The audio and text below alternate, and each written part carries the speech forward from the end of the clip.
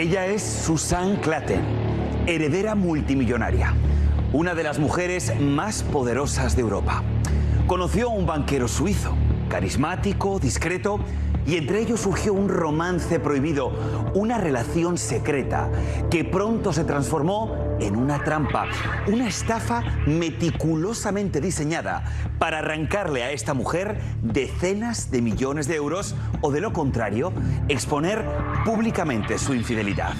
Hoy, en Código de Investigación, la mujer engañada, el caso de Susan Klatten. Vamos a continuar con los hechos porque, miren, el 9 de octubre del año 2007, pocas semanas después de ese pago, Susan decidió terminar su relación con Sgarbi. Pero un mes más tarde, ella recibió un sobre como este. Y dentro, miren nada más, había un DVD. ¿Qué creen que había en él? Imágenes explícitas de sus encuentros sexuales con Sgarbi, pero ¿cómo es posible que algo así hubiera ocurrido? Es decir, ¿cómo una mujer millonaria, inteligente y muy preparada habría podido caer en semejante trampa? Pues bien, Susan había sido grabada durante sus encuentros íntimos con Sgarbi para, posteriormente, ser chantajeada. Pues bien, para entender cómo se llevan a cabo este tipo de grabaciones y cómo se montan estos operativos, hemos invitado a nuestro experto en seguridad, José Salas. José, bienvenido a Código de Investigación una vez más, porque nos va a explicar cómo actúan estos estafadores en estos casos. Miren nada más, hemos preparado aquí la recreación de lo que sería la habitación de hotel. Dos habitaciones contiguas de ese hotel en Múnich, donde Sgarbi solía llevar a Susan para sus encuentros íntimos. Y lo primero que te quiero preguntar es que me llama mucho la atención que Sgarbi no escogía hoteles de lujo, sino hoteles de un precio bajo. ¿Por qué? Bueno, había motivos para él y para ella. En el caso de él no quería parecer como una persona que se deslumbraba con los sitios lujosos. En el caso de ella era menos probable que se encontrara con alguien de su entorno social. Y en ese tipo de hotel, que es un hotel modesto, había menos seguridad. Correcto. Pues miren, ellos normalmente se alojaban en esta habitación, que sería la 629, sin saber que en la habitación contigua, en la 630, los estaba grabando su cómplice de nombre Hernano Barreta. Me gustaría preguntarle, José, ¿cómo se monta este tipo de operativos y qué tipo de cámaras se utilizan? Bueno, en ese año ya existían cámaras de cabeza de alfiler que tienen un ángulo muy pequeño, un diámetro de 1 o 2 milímetros, y esas cámaras son difíciles de ver a menos que uno se enfoque donde están. Claro. En este caso, utilizaron una cámara cableada. Entonces ellos abrieron un agujero en la puerta, tuvieron acceso a las dos habitaciones que eran contiguas cada una, pusieron la cámara, que no fuera perceptible por Susan, y entonces procedieron a grabar. Esa cámara estaba conectada bien sea a un DVR o estaba conectada a un laptop, de manera tal que en este caso el cómplice estaba viendo en tiempo real lo que estaba sucediendo del otro lado. Entonces, claro, los estafadores llegan al hotel, piden habitaciones contiguas y eso no levanta sospecha, ¿no? No, porque pueden ser dos compañeros que piden la misma habitación y generalmente quizás lo hicieron varias veces, entonces era como una rutina. Claro, y es que realmente el diámetro es muy pequeño, es decir, tienes que fijarte bien de que hay algo ahí, porque miren, esta es la cámara. La calidad es impresionante, José. Ahora, la seguridad del hotel, por ejemplo, no detecta este tipo de operaciones, es decir, hay un taladro, hay una instalación, ¿no lo notan? Bueno, hay que tomar en cuenta que era un hotel modesto y entonces muchos de esos hoteles no tienen un cuerpo de seguridad, un departamento de seguridad. Algunos tienen seguridad nada más en las noches hacia las áreas comunes, sobre todo en los estacionamientos, piscinas, etcétera. Entonces, quizás ellos tuvieron la manera de poder hacerlo sin que, de hecho, lo hicieron, de que nadie se diera cuenta. No era algo que podía sospechar a alguien, porque quizás, como dijimos hace rato, eran dos compañeros que pedían habitaciones cerca porque andaban cerca y juntos en el hotel. ¿Y esto es algo excepcional, José, o realmente pasa más de lo que podemos imaginar? Con respecto a personas que piden habitaciones contiguas, sí, sucede. Y cuando funciona, hoy es mucho más fácil, porque hoy en día las cámaras transmiten a través de Wi-Fi. O sea, de manera inalámbrica, y si no tienes acceso a la red de Wi-Fi, también pueden transmitir si tienes un SIM card o una tarjeta telefónica. Entonces, aquí podemos ver, por ejemplo, desde las grabadoras con cassette, que habían antiguamente y se activaban por voz, hoy en día hay aparatos que te graban y incluso no solo te graban el audio, por ejemplo, sino que también ellos te lo transcriben. toda la conversación. Igualmente con las cámaras. Y claro, con la inteligencia artificial ahora esto ha evolucionado muchísimo. Correcto. O sea, que es que ahora realmente no hay ni que hacer un agujero, simplemente colocarían lo que es como una pegatina, como un sticker, y ya realmente ahí, desde la otra habitación, podrían ir recibiendo los datos. Sí, o puedes utilizar cámaras como las que tenemos acá, que son cámaras que no tienen ninguna manera de que uno piense que es una cámara, porque, por ejemplo... Y eso me encanta, ¿eh? Vamos a adentrarnos esta noche en el maravilloso mundo de las cámaras ocultas. Miren nada más, o sea, esto no es un café, esto es una cámara. Yo me he quedado... Pues miren. Y es una cámara que transmite por Wi-Fi. Miren. Entonces, si la persona tiene acceso a la red... Esa es la cámara. Entonces, parece que realmente estás tomando tu café, pero no, está siendo grabado. Grabado. Wow, ¿qué más? Cuéntanos. También tenemos este tipo de cámaras que son un control remoto, son muy común para una persona tenerlo en la mano mientras habla. Tiene funciones porque si usted toca, el botón se activa, el de abajo también da luces, etcétera. ¿Y es entonces allí estaría grabando. Ahí tienes la cámara. Y pasa desapercibido. También tenemos este es peor todavía, digamos, desde el punto de vista, la verdad. Exactamente, porque esto simula un cargador de celular, el cual tiene un puerto USB en la cual se puede conectar un cable, pero eso, la electricidad se alimenta de la misma corriente. Entonces graba y después sencillamente lo retira. ¿Y la cámara está aquí oculta?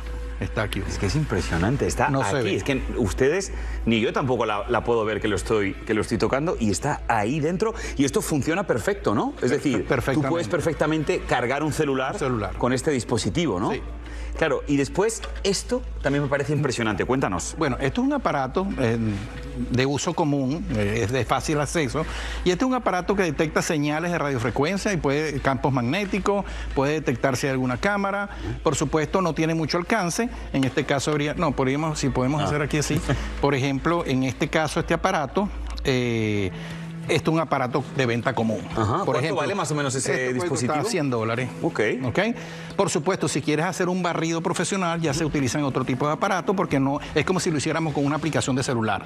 No es tan confiable. Entonces, sin embargo, aquí vemos, aquí está sonando, que hay un campo magnético y los GPS normalmente van pegados con imanes. Wow, me parece impresionante. Pues claro, después de esto imagino que habrá muchas personas en su casa que les hayamos de pronto abierto un mundo de posibilidades que van a tener bastante miedo cuando lleguen a un hotel o cuando lleguen a un apartamento de alquiler. Sí, ¿cuál sería su consejo para ellos? Bueno, y para mí, para todos, vaya. Por supuesto, lo primero hay que revisar todo lo que esté conectado a la electricidad principalmente.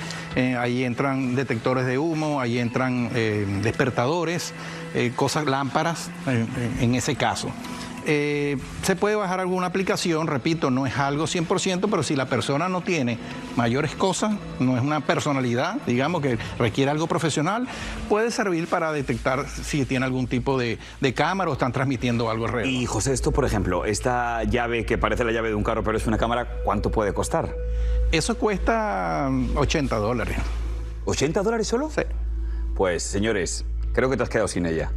Con el envío de las imágenes íntimas, Sgarbi ahora sí reveló su peor cara, la de extorsionador y chantajista. Escuche esto porque da un giro de 180 grados esta historia.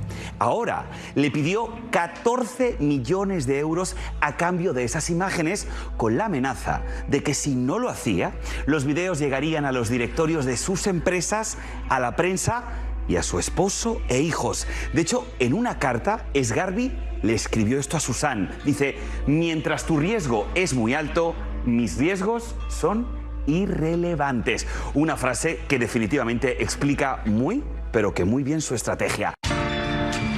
Para una de las mujeres más ricas de Europa y con toda una vida con bajo perfil, la posibilidad de que se difundieran imágenes teniendo sexo con su amante era realmente una tragedia. Lo que le estaban haciendo es un delito y tiene nombre. Se llama sextorsión. Y es por eso que he pedido que Rosa nos acompañe aquí en el monitor grande de Código de Investigación para que nos explique un poquito. Quiero comenzar sabiendo qué es la sextorsión. ¿Cómo podríamos explicárselo? La sextorsión es un crimen donde la persona tiene posesiones de materiales, fotos y videos que son también que están desnudos. Entonces ellos usan esos materiales para extorsionar a la víctima y decirle que si ellos no le pagan, los van a publicar.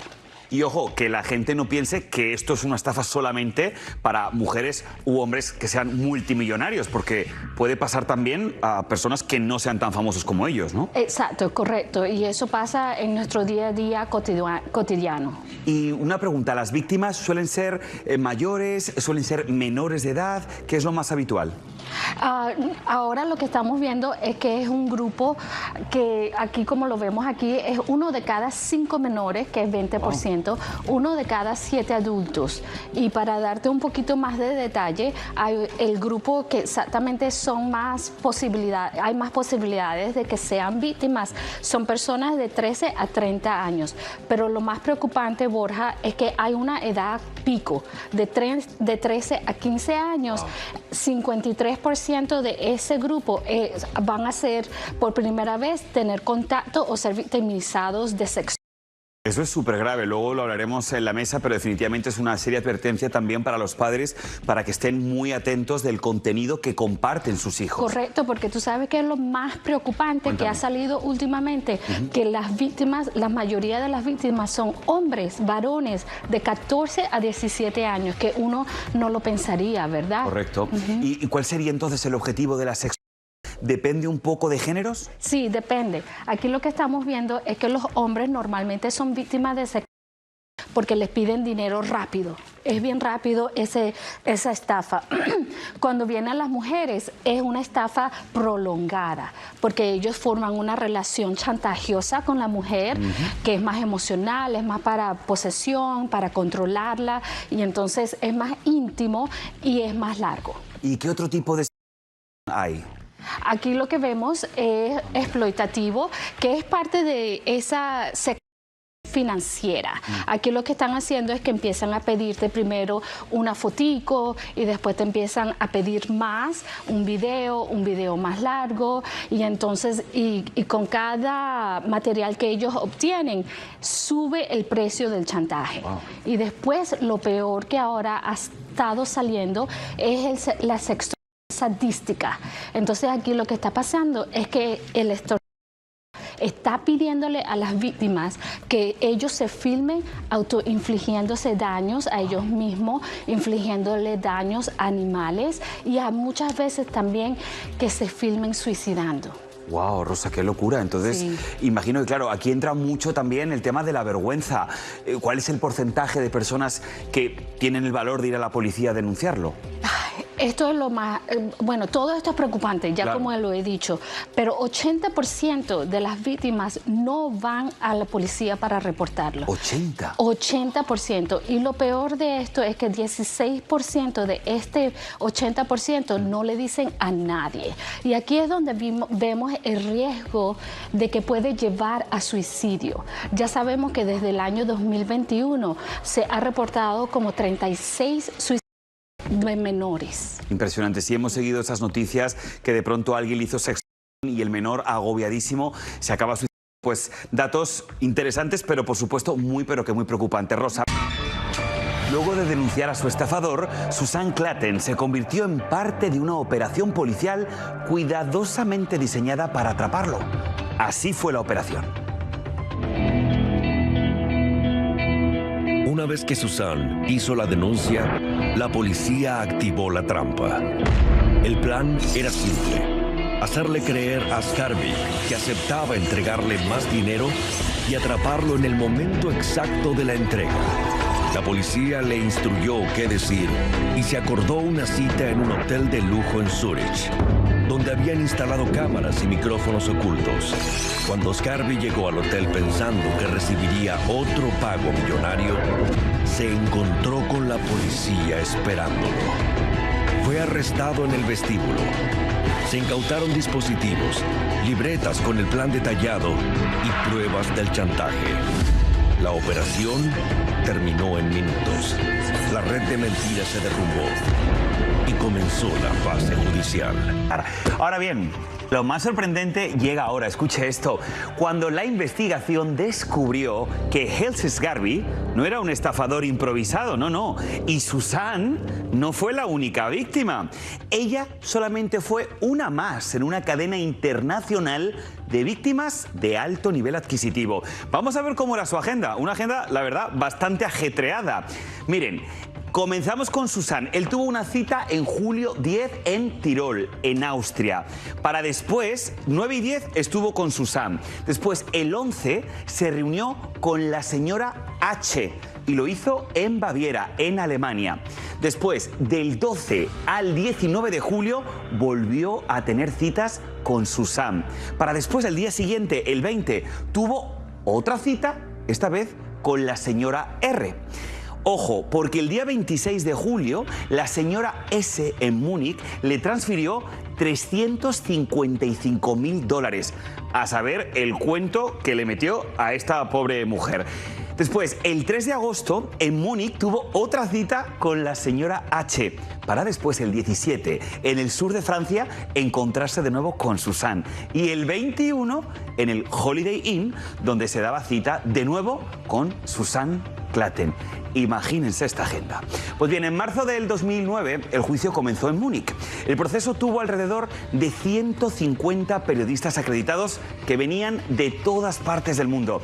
El rostro de Susan Klatten pasó de ser virtualmente desconocido a estar en toda la prensa. Un golpe fuerte para la discreción de su familia. Pero Sgarbi no fue el único que estaba enfrentando un juicio. Susan también tenía que enfrentar otro, el de la opinión pública.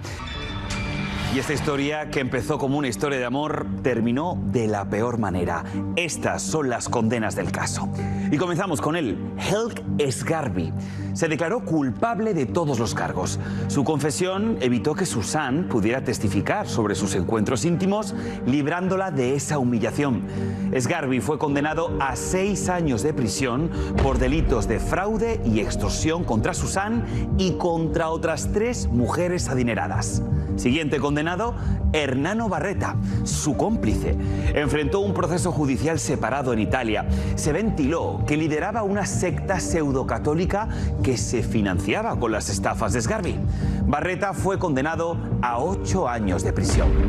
Por su parte, Susan Klatten decidió hacer algo muy poco habitual entre las grandes herederas europeas: hablar, romper el silencio.